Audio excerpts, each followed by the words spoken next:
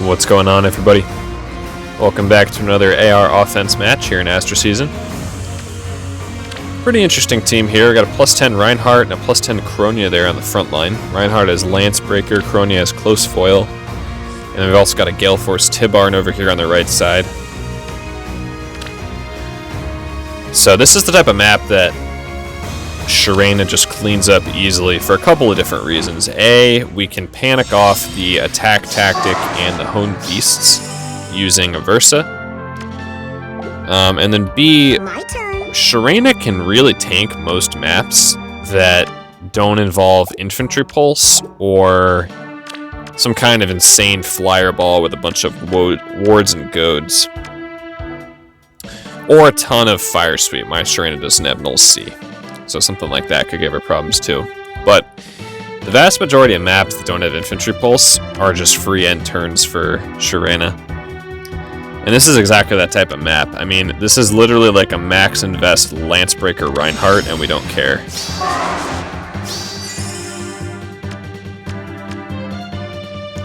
Sharena just has so much speed and so many stats that with QR, she breaks through the Lancebreaker, obviously. And so really the biggest question is trying to figure out what the units are going to do and trying to figure out how we're going to clean up and get the ether, because it is Astra season. We don't have Air and Peony to help us clean up, so we do need to think about that ahead of time. One kind of weird thing is that Tibarn has his rally there, and because the attack buff is getting panicked off him, we know he's going to do 0 damage to Sharena. And he actually does 0 damage even once he gets danced, or does less than 5 at least, which is pretty wild. I think that's pretty wild. But, so we just position Sharena here on turn 1. Want to engage the map as early as possible when you know you can tank it, to give yourself as many turns as possible to clean up and kind of kite the map out, as well as to maximize the value you're getting out of your bolt tower, to have that hit targets that you're trying to clean up, if you don't need the bolt tower help to secure kills in the initial turn. So as you can see here, Tibarn's just going to keep rallying around. Reinhardt's going to do 4 times 4, literally gets one shot by Sharena. Sharena even ignores the attack buff, even if it wasn't panicked off of him. Tibarn unfortunately ends up out of range there. Would have been nice if we could have baited him this turn as well, but it doesn't end up happening that way. However, we do take out the 2 most threatening units pretty easily. Sharena takes is back up to 75 health, looks like. So no problems there. What is your desire? Yeah, so we're just going to move Naga and Altina up the left side here, and then just sort of kite back. The problem with... I would love to just step back with Sharena and then shove her up again with Korin. The problem is she would just win this turn. She would kill all 4 units. So we need to leave something alive. So we're going to just... kind of going to reposition everybody here so that Sharena ends up taking or moving 1 space back so that she doesn't kill Peony and Azura this turn.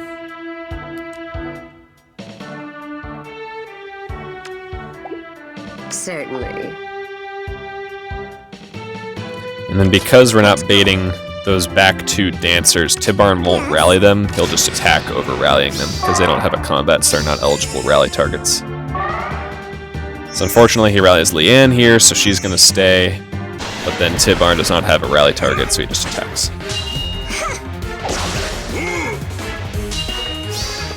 There's my opening. And then obviously once the 3 carry units are cleaned up, the dancers don't pose a threat at all. We can kind of clean this up. We just need to make sure that at least one of the dancers can attack someone that won't kill them back. And then we also want to kind of keep them out of range of... Well, Altina could kill any of them back anyway.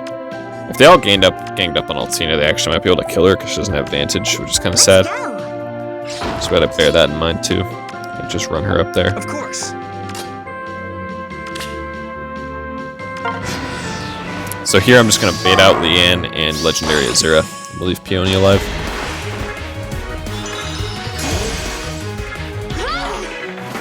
But yeah, honestly, this is the type of map you'll run into really, 2 to 4 times an Astra season. And Sharena just makes this like a completely brain dead clear. Like this is literally the most basic turn 1, you know, shove in for the stats from the core and link skill and then press end turn. Really the only question was, do you take a Versa or do you take the Dancer? And then it comes down to whether they're visible buffs. Which, you see visible buffs more these days than you used to, because people have kind of transitioned away from a Versa in favor of visible debuffs like Tamari and those sort of effects. But I still think So big and a Versa is almost as good as those kind of effects. You still get almost as many debuffs. I mean, it's really, in a sense, it's more debuffs because it's 12 total instead of 10. And then it's only 2 more points that you're giving up in attack and speed versus being able to cancel visible buffs. So it's certainly a trade-off, but I still prefer a Versa in those cases. Let's go. It's definitely can be debated. I would concede that for sure. That there's no right or wrong answer. Of course. But because people have kind of stopped using a Versa as much, I'm finding that more and more teams just run visible buffs because it makes you feel good in the replays where someone doesn't have sudden panic. But the problem is, in my opinion, it just makes those teams completely free to sudden panic or an a Versa comp.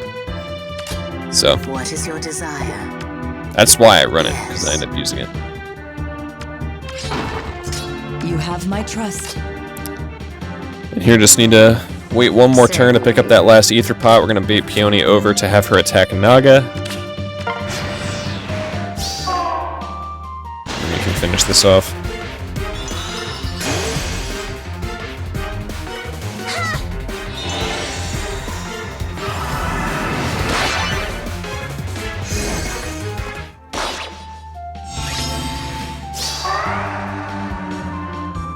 With utter certainty.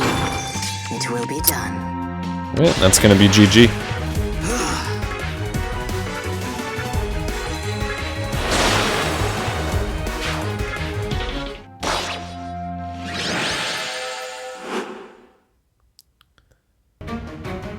Alright, well, I hope you enjoyed this video, everybody. If you did, I'd appreciate a like, a comment, and a subscribe. And I will see you all next time.